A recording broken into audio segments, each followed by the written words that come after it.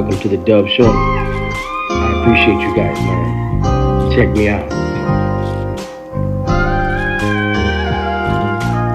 I caught an L at a young age, stretched out. Gave me 24, homie, I got 5 out. Now on YouTube, trying to get a paper route. Coming till you know the deal, we on some grown shit now. What's cracking, everybody? Welcome back to the channel. Welcome back to a new video. First off, hopefully everybody had a safe and a fun New Year's Eve. I know I did. My girl and I, we went out with some friends and had some food, had some drinks, came home, did a live, had some fun there. But 2022 was pretty rough on us, as it was for a lot of people. Let's hope that 2023 is gonna be better. That said, let's get into the video today. Sundays are always a slow day, so I'm not gonna lie. Since I haven't been working, I've been doing lives every night. I'll probably go again live tonight. I've been drinking on a lot of the lives because that's what you guys want to see, but I'm not as young as I used to be, and so today was a very lazy day. Now, back to what I was trying to say.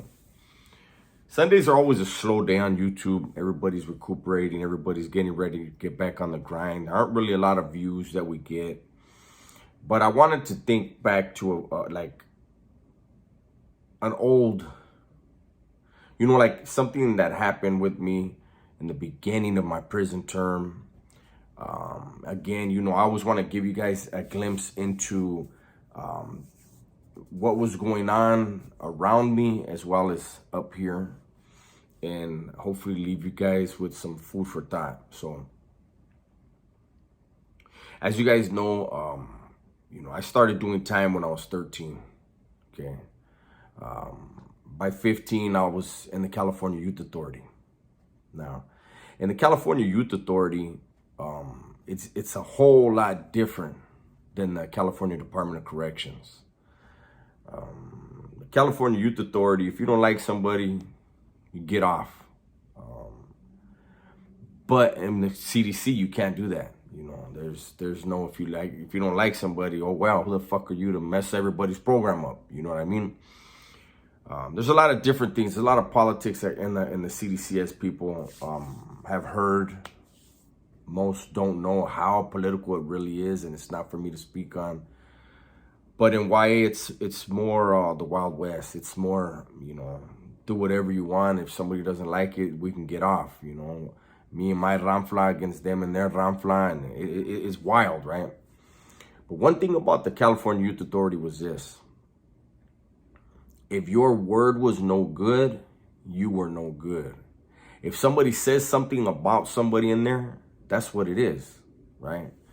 And you were gonna function accordingly, right? Remember, somebody says something, you can get off and prove otherwise. But if you lied on somebody like that, that could be a big problem for you. So I'm telling you this because this story that I'm going to talk about actually is from when I went to prison, when I was in the reception center, Wasco Reception Center, 1994, right, for the Department of Correction, when I went to the joint, when I went to the adult institutions. Unlike that guy Bainey, for those of you that didn't see and Wes Watson co-signed it. Apparently Donovan is the craziest reception. It's crazier than any real yard because Wes Watson said that anytime the doors open in Donovan, somebody got whacked, so nobody ever got yard in the reception there. And I know his groupies gonna be like, there you go, hating on Wes again. I'm not hating on Wes. I'm fucking laughing at the jokes that he embeds in his stories. But anyway, so I was in Wasco. So those of you that aren't aware, have never been to prison. When you go to prison, when you go to the reception center, they're going to be doing some diagnostics on you. They're going to be, you're going to have to see medical. I think you had to see, I don't know, they have to figure out, like, okay, you're going to see a counselor. They got to assess your points to figure out what level they're going to be placing you on. There's a lot of things that need to be done. But here's a twist for me. When I went to Wasco has a reception center, but they also have their regular yards, right? People that were already gone through the reception and they're doing time that were level 3s over there, right? They probably had level 2 and level 1 also. But when I went to Wasco, the man who I had murdered, his brother was doing time on their regular line. So I knew that anytime I went on a movement, I had to really, really be on my toes, because I knew about him being there. So I knew he knew that I was there. So he could try to, I mean, I know if it would have been me and I had a brother and somebody killed my brother, I would have signed up for medical every damn day. Medical would have hated me, but I would have been signing up to try to get around medical every chance I got. For those months that the guy that killed my brother was there, I would have been trying. So when I would have to go to medical, I was always on my toes, right? So one day I went with a group of other guys and, you know, doing I think they were doing blood draws and other stuff. And so I'm in line, and there was a little paisa in front of me, right? And he went and he sat down on the chair, and I'm not even paying attention, you know, I'm kicking it. And then when he walked out, they called me next, so I went and I sat down. And it was a white woman, and she was doing whatever. I don't remember what the test was. She was doing whatever. It may have been a blood draw. I don't know. And the convict that was, or inmate or convict, I don't know the dude, but that was her helper. He asked me, "Hey, Holmes, where you from?" And so I told him, right? And he says, "I'm so-and-so." And I don't remember the name, but he said, he's from 18th Street, right? And he goes, "Did you see that vato that just walked out? The one that was ahead of you?" I go, "Yeah." And he says, "Hey, he's a chomo. He's a child molester. So when you leave here, you're going to go next door and you're going to go into a holding tank." And he's in there, and he goes, "Light that fool up, Holmes." He goes, "I know you don't have nothing on you." He goes, "If I had something to give you, I would give you something right now so you could do it right." He goes, "But he's a child molester. I saw his paperwork, this and that." Whoop. And I was like, "I got you. Don't even trip."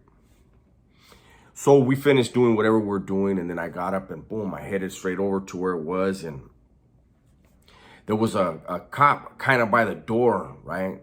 So I was like, all right, I'm going to let this fool walk off. I know the cop's not going to stand here the whole time. And I spotted the guy the little paisa that he was talking about, right? So I look over, and in the corner, it was a big tank. In the corner, it was one of my older homeboys, right? From Santa Maria, though, a homie from the area. So I said, "Hey, Holmes," I go, "Hey, do me a favor." And he's like, "What's up?" I said, "Look, I'm going to get off on this dude right now." And he was like, "What?" I go, "Look, I'm going to get off on somebody right now." I said, "Just do me a favor." I said, "When this who that walks off, keep pointing for me and let me know when he's coming back in, because I'm going to smash this fool." And he's like, "Well, hold up, youngster. Do you know this vato?" And I go, "Who?" And he goes, "The vato you're going to get off on right now." And I was like, "Nah." He said, "What are you getting off on him for?" And I said, "Oh, he's a chomo." And he said, "How do you know that?" And I told him, "Well, you know where we just came from, that vato." And he goes, "Wait a minute, Holmes. Did you see the paperwork?" And I said, "Nah, the vato told me." And he's like, No. So that vato said he saw the paperwork?" And I go, "Yeah." He goes, "Then it's that vato's responsibility. It's not your responsibility, homie. If he's able to see the paperwork, he should have got off on him right there on the spot if you felt that way and he really saw that." He said, "Don't get caught up in other people's stuff, homie. You know, he could have pedo with this vato for any other type of reason, Holmes. You know, and he could be dragging you, and next thing you know, you're in the cross." Me, I was like, "Look, homie, I come from C.Y.A, homie." He's like, "Homie, this ain't C.Y.A. This is the joint. And C.Y.A, they can get away with little kid shit like that, Holmes. You know, he could be crossing you up. In here, nah, Holmes. You could get crossed up, and next thing you know, you're getting whacked because that vato, you labeled that vato something. You put your hands on that vato for something that you never saw and you don't even know about. I was like, damn, okay. So as we're there talking, that vato from 18 did come in. And he looked around and he looked at me like, and he looked at the paisa. So immediately I went to go buy the paisa, you know, so I can get in and get me. Hell no, that vato from 18 fucked him up. So apparently it was true. But there was a lesson there. I didn't know that dude from 18. And I always thought about it, man. When I was down, I used to always think, especially when I was younger still, I used to think, man, that vato from 18 is probably going to start a problem behind that, you know? And that's something that I'm going to have to fucking, you know, if he pushes the issue, I'm going to have to push back. And, you know, once I got a little seasoned in there, it wouldn't have mattered what he had to say. But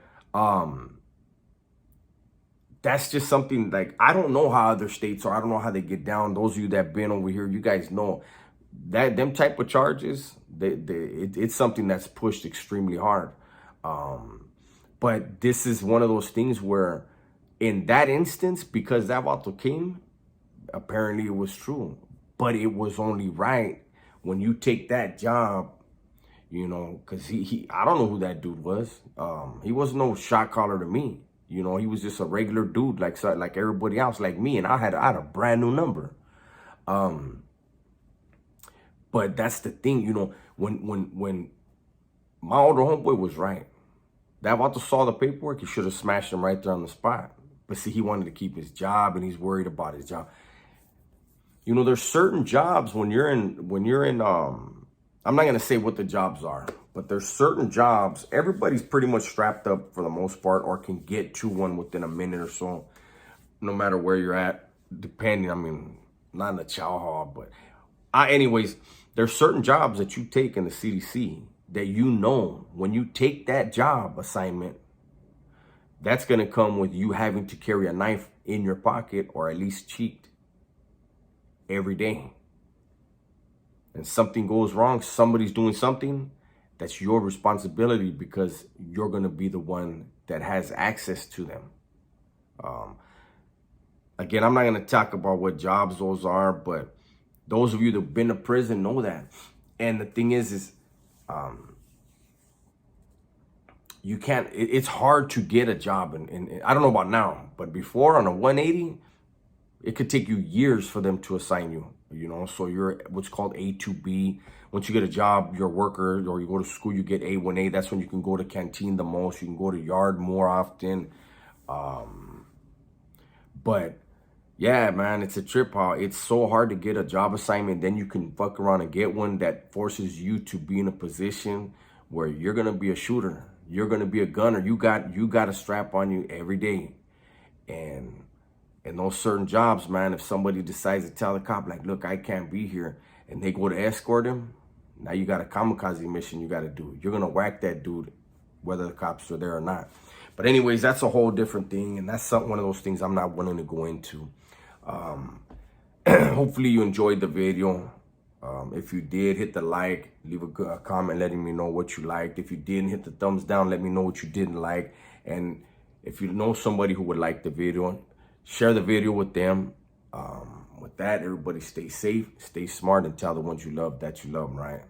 I'm out. Hey, welcome to the Dub Show. I appreciate you guys, man. Check me out.